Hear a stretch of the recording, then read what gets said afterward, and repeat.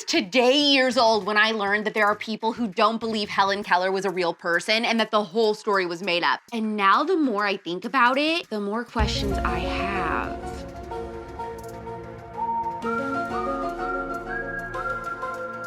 I have an update on Hairbrushgate. For the first time since Netflix pretty much was invented, their subscribers are dropping like flies. They claim it has to do with the war in Ukraine. Yeah, I'm speechless. Well, not really, not enough to not talk about it. The most shocking moment so far in the Johnny Depp and Amber Heard trial, and we'll see what was happening this week in pop culture history with the Pop Culture Rewind. Plus, I'll give you a hint at the end on what the new spillover episode is about. I'm AlexClark, and this is POPlitics.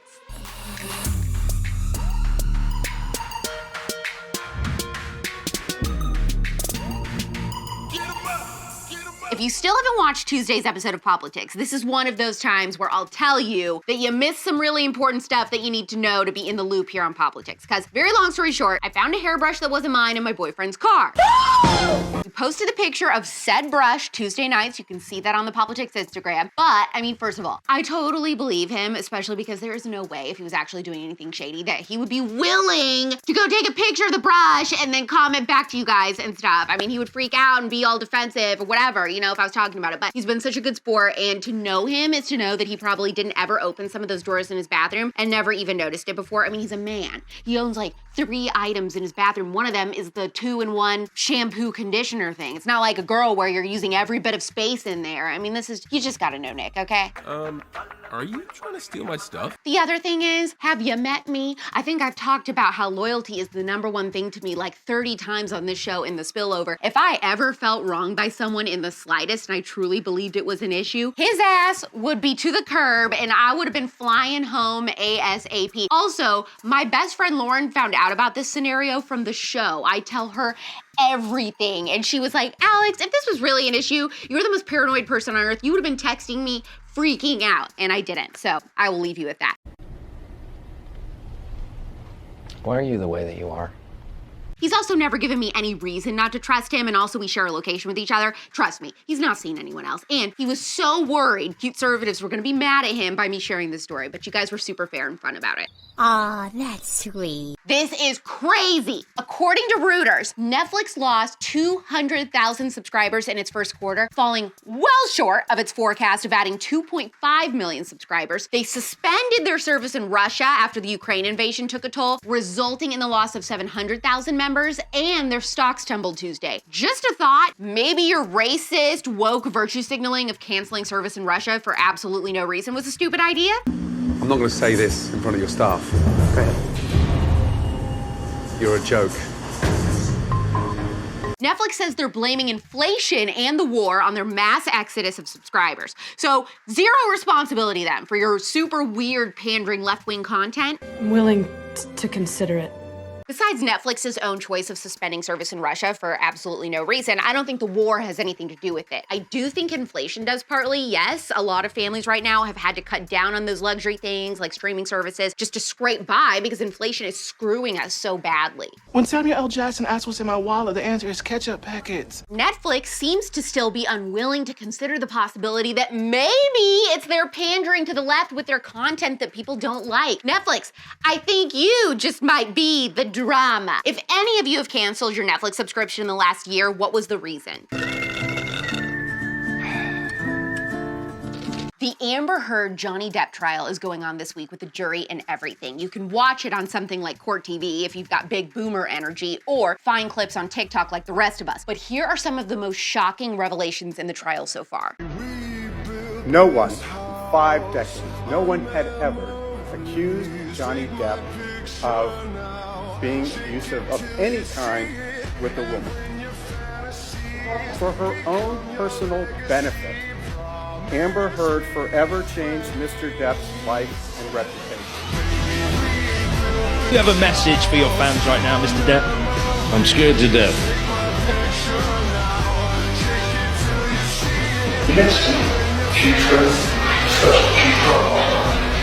She knows exactly what she's doing. And I will see you in court.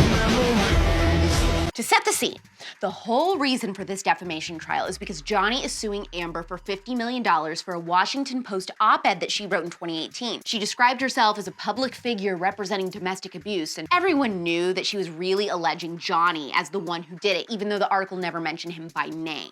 Sticks and stones, love.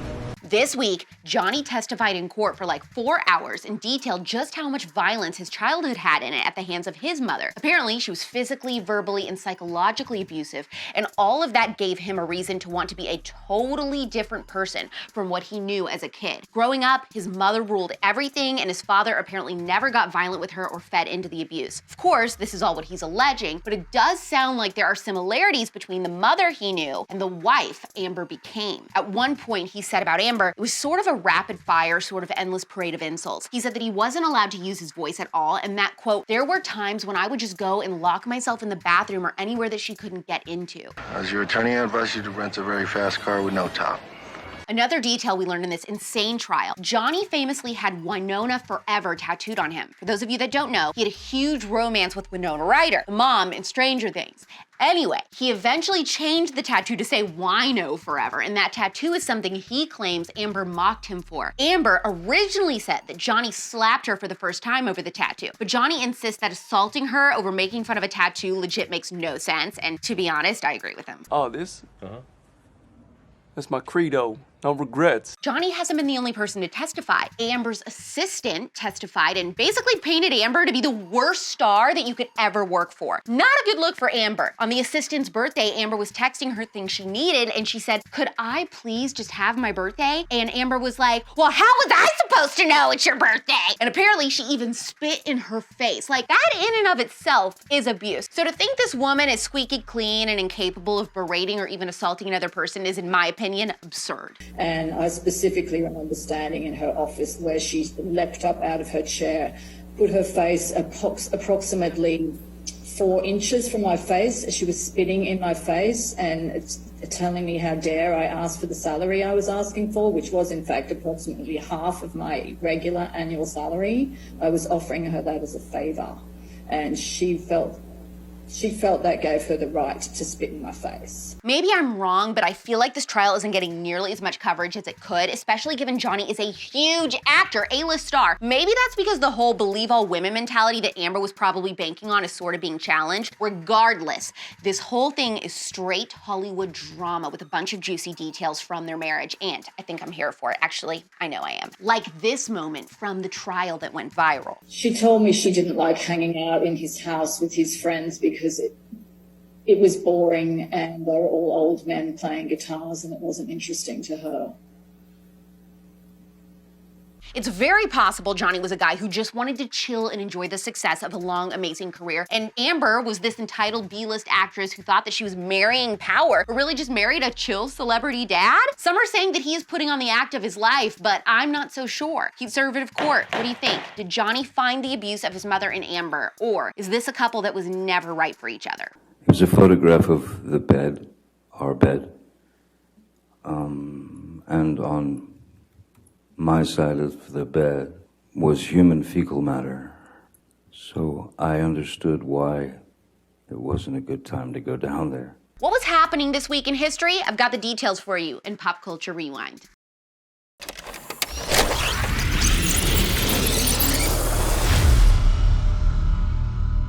This week in 1993 at Mount Carmel in Waco, Texas, the FBI launched a tear gas assault on the Branch Davidian compound, ending with a fire that killed 81 members, including 22 children. The story is tragic, has so many complexities to it. If you're a fan of this kind of story, I did an entire deep dive evergreen episode, a little pop doc, just YouTube POPlitics Waco. On April 19th, 1993, tanks rolled in and punched holes in its walls and deposited nearly 400 canisters of tear gas inside the building. Several hours later, a fire broke out. This far out in the country without fire hydrants, you have to haul all of your water. It's just a very bad scenario here at this point. Winds fanned the flames and reduced the entire property to ash within an hour. Then, in 1999 this week, another tragedy struck. At Columbine High School in Littleton, Colorado, students Dylan Klebold and Eric Harris killed 13 people and wounded 23 more before killing themselves. This was one of the, if not the, first huge story in the news that I remember. I remember being, I don't know, around 6 years old. Let's see, I was born in 93, 94, 95, 96, 97, 98, 99. Yep, I still count on my fingers. I remember being 6 years old and seeing a little bit of this on the news and my mom talking about it. And then I remember us reading this book in church about this, and it was called like She Said Yes. Allegedly some girl, they asked her, do you love Jesus or something? She said yes, and then they shot her. But then I feel like I'm remembering vaguely hearing that whole story was made up later. I don't know. Do you know what I'm talking about? If you grew up like in church in the 90s, then you might know. She actually wrote, she said, I'm dying. Rachel Scott, the first to be gunned down at Columbine. Yet the year before she died, she wrote, "This will be my last year, Lord. Thank you." We were stunned. And after her death, that horrible day in 1999, her dad's phone rang. I got a phone call from a man I'd never met, and he said, I don't know why I'm having this dream, but I wanted to talk to someone in Rachel's family just to see if maybe it meant something. On a lighter note, years later on This Week in 2008, Danica Patrick became the first woman to win an IndyCar race. And then it all began. When can you win? When can you win? Well, now, Danica Patrick has won. It's going to make that long plane ride home for over, unless she's got tears coming to her eyes, of 14 hours back to the United States a little easier for Danica Patrick. Ticket sales at Kansas just went up. Jackaroo, it's all yours. And that's what happened this week in pop culture history.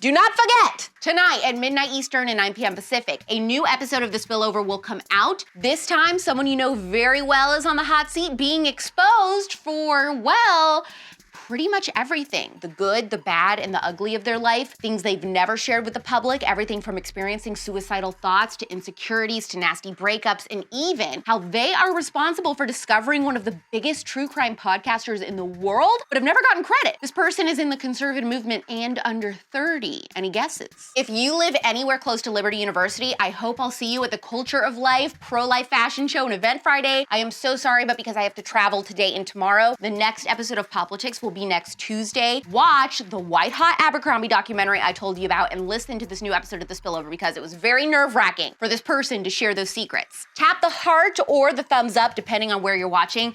If you've canceled your Netflix subscription in the past year, what was the reason? Woke content, financial, share with the class. Have you been watching the Johnny Depp trial at all? How do you predict it will end? Will he win or lose? And who do you think the guest on The Spillover is this week? DM this episode to your mom. Ask her if Helen Keller was actually a real person and see what she says. And then hit that save button on Instagram. We're back next Tuesday at 4 p.m. Eastern, 1 p.m. Pacific. It's pop culture without the propaganda every single day. I'm AlexClark, and this is POPlitics. Clearly, POPlitics is best served visually, but you can also listen to POPlitics if you just want the audio. Subscribe to us anywhere you get your podcasts: Apple, Spotify, iHeart, TuneIn, and more. Also, make sure that if you are listening to the podcast version, you leave us a 5-star review. And don't forget, subscribe to POPlitics on YouTube.